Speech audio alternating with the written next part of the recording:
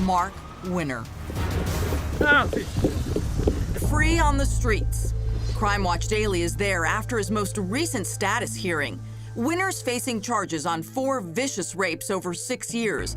He's pled not guilty to all counts, most of them allegedly perpetrated on customers and employees of his now shut down tanning salons. I literally became a person nobody recognized. I wasn't me anymore.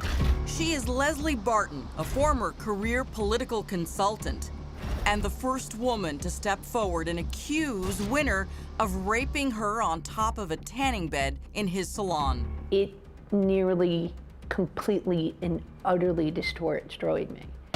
Crime Watch Daily special correspondent Elizabeth Smart knows better than anyone what it is like to be a survivor of violent sexual abuse. At age 14, kidnapped, raped, and tortured over 9 months while police searched for her. Today, she is a champion. You're shaking. It's okay. No one can hurt you now. For victims of sexual abuse in their fight for justice. Sorry.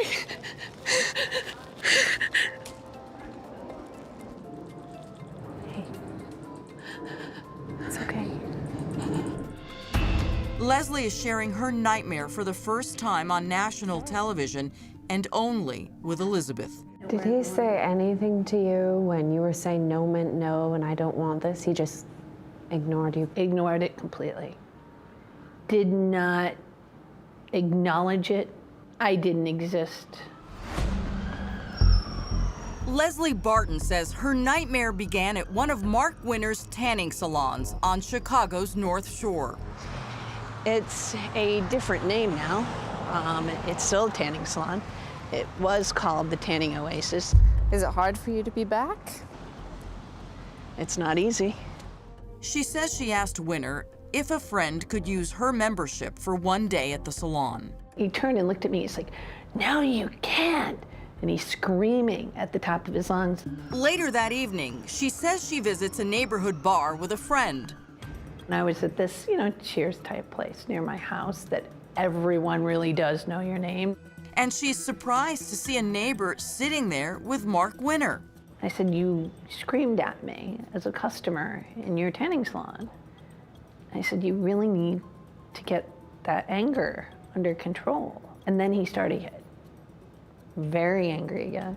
Really? And I walked away. When who should appear moments later but Marc Winner, with a peace offering in his hand. He shows up with a drink. And he said, "You know what, you're right. I'm so sorry."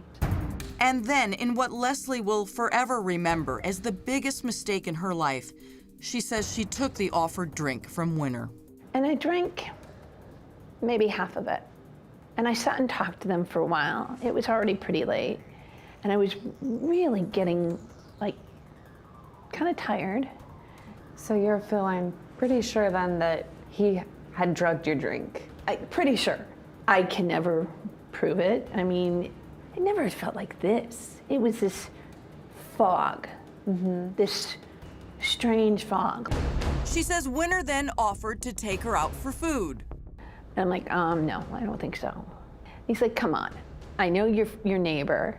You go to my tanning salon." She agrees to go and then says Marc Winner pulls the car up to a stop, not at a restaurant, but at his tanning salon. I'm like, "Where are we?" He has me walk in first. He's behind me, and so my back's to him. And I hear the turn of the lock. So he's locked you in with him? And at that moment, my whole body cringed.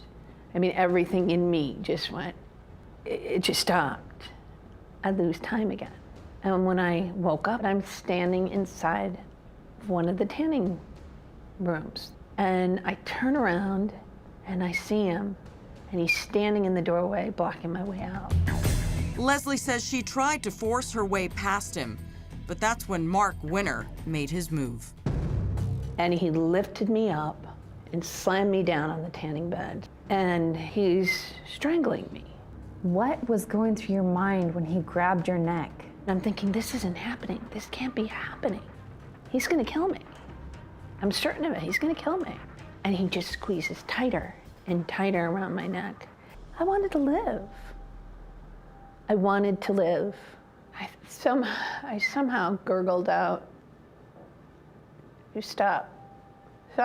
I'll stop fighting." And then he got back on me and he raped me. I just no longer existed in that moment. I was gone. It's the morning after the most horrific night of Leslie Barton's life. I had no idea why I was so absolutely terrified of everything. I had just severe post-traumatic stress. Hi. And she's sharing her nightmare of being raped for the first time on national television with our Elizabeth Smart. What happened after the attack? I couldn't barely speak, and my neck is killing me. Her physical scars pale compared to the emotional trauma. I look in the mirror, and there's like fingerprints of bruises all around my neck, everywhere. When the shadow would go past the window, I'd jump. And then the next day I said to my friend, I said, "I'm getting flashbacks, I'm starting to get my memory back." I said, "I think I was raped." Leslie claims she was raped on a tanning bed in a tanning salon and says this is the man who attacked her, Marc Winner. Crime Watch Daily has learned Winner once managed and later owned the salon. Leslie shares with Elizabeth the torture so many rape victims endure, to tell or to keep quiet. If I tell anybody, I'll never work in my profession again. I knew where this could go. But then also the thought of, if I don't tell someone, he's gonna do this to someone else. Not only that, but it would destroy you from the inside out. Yes, it would. As a rape survivor myself, I will never forget the feelings of filth and just total loss of value in myself. The feeling of filth is so overwhelming. And 6 days was how long you waited before you reported to the police. That's not long at all. Still, even then, it was a little shaky. Actually, a male friend of mine called the police, and they called me, and then I went in. To Leslie's great relief, police head over to the tanning salon and Marc Winner is arrested on suspicion of criminal sexual assault.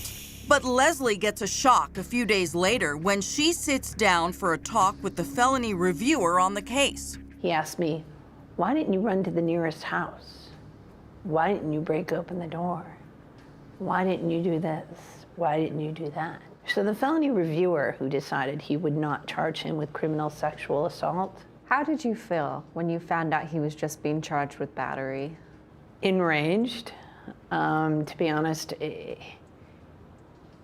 the justice system failed me so miserably. A disappointed Leslie is present for every hearing when Winner appears before a judge. He would yell at me as he walked out of the courtroom. "She's a liar," and he had absolutely zero remorse. What was it like seeing him again?